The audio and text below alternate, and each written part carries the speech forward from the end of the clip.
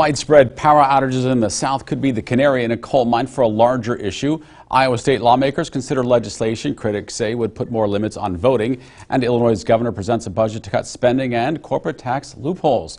All things we'll talk about this morning with Democratic political consultant Porter McNeil and former Iowa State Representative David Milledge, a Republican. Nice to see you both again. We'll start with the Illinois budget here. Governor J.B. Pritzker delivered his third budget address on Wednesday.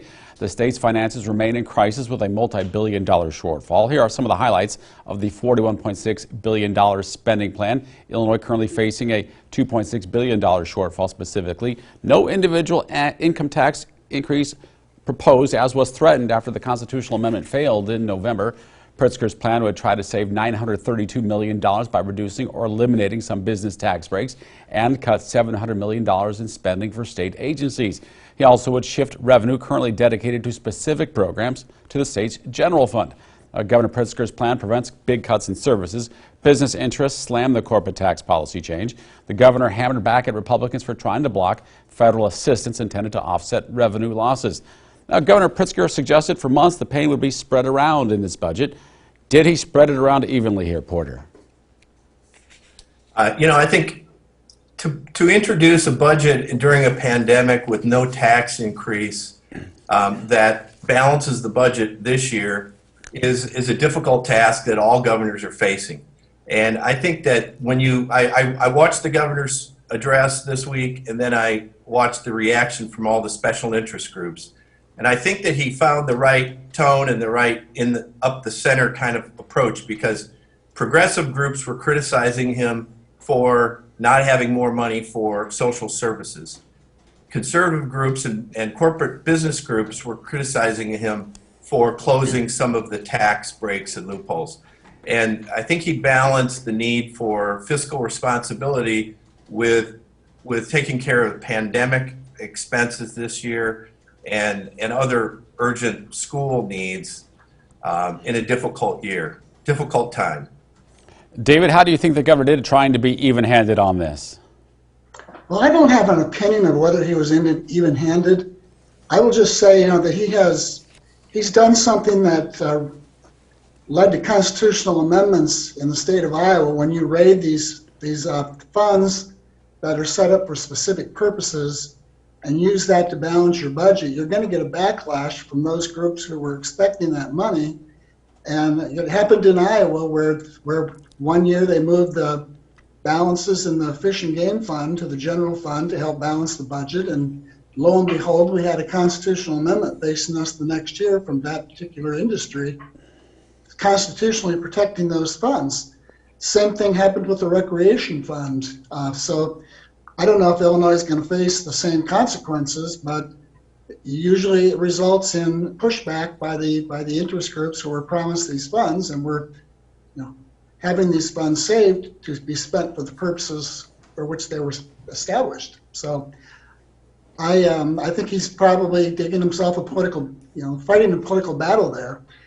The one item of note that I think developing a budget at this point for the state of Illinois is premature, because they can't balance their budget without the federal funds coming from COVID relief.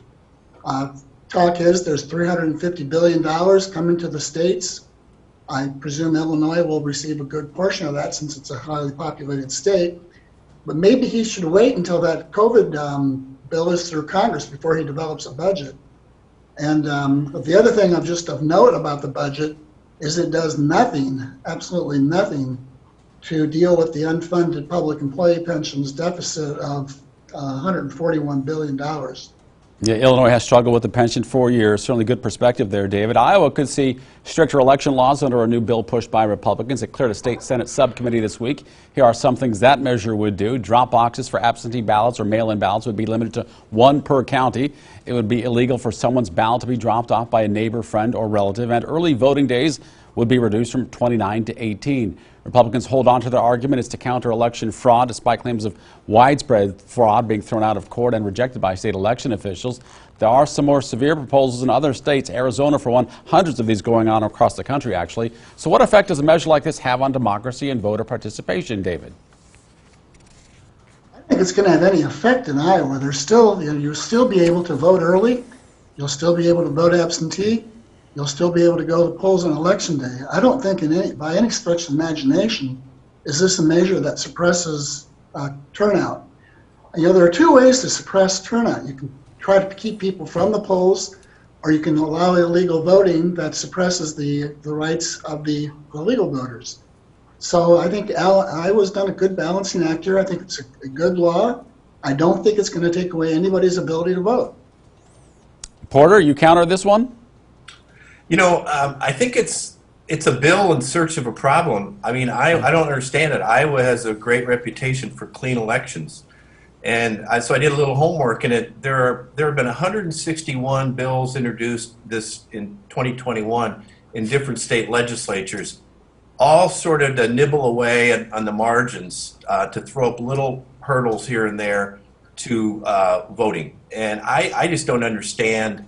I understand the sponsors, and they repeated the big lie from Donald Trump that the election was stolen. And I feel like this is all just a continuation of this erroneous information from former President Trump that's rippling down, a ripple effect, to legislators around the state. In Iowa, with a great reputation, I don't understand the need.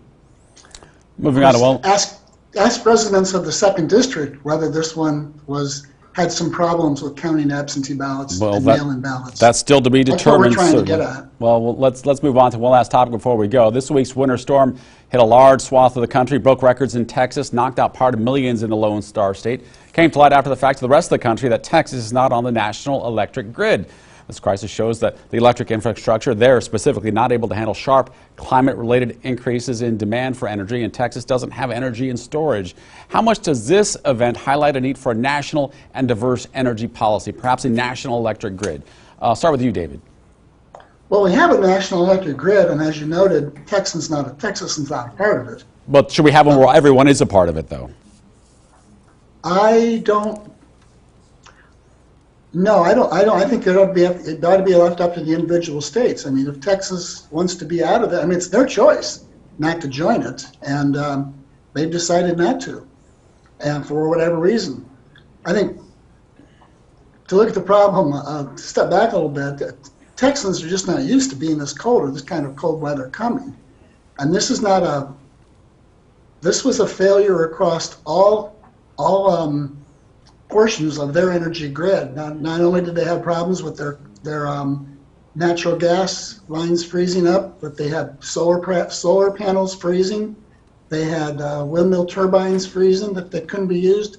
It wasn't just the fossil fuels that bore the brunt of this. It was the renewables as well, widespread. So, but do I think that Texas should be required to join the national grid? That's their decision. Well, renewables were actually a very small portion of this, but let's move on to this because El Paso is actually on the national electric grid, and they didn't have any problems here. So what do you think about that, Porter?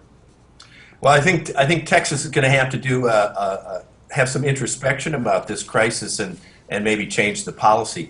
Their go-it-alone state policy, where they're not able to tap into other states' electric grids during a crisis like this, and Dave's right, this is extreme weather, but it is a huge handicap for the state to be so reliant on just their state infrastructure. They didn't invest in this. They had a recommendation 10 years ago to invest in the grid, and the power companies chose not to. In other states, that would be a requirement. In Texas, it was just a recommendation. So I think they're inviting themselves for more regulation that'll protect the consumers. They've got to come up with a better plan because we're in climate change, and there'll be more storms like this. We're seeing more extreme storms, and so this is not going to be an isolated situation. It's sad for the people of Texas.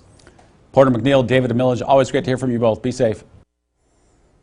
Now our question of the week. What do you think about the proposal in Iowa to reduce early voting and the number of ballot drop boxes? Send your answer by email to fortherecord at WHBF.com or as part of this post on Facebook at the Local 4 News WHBF TV page or on my page.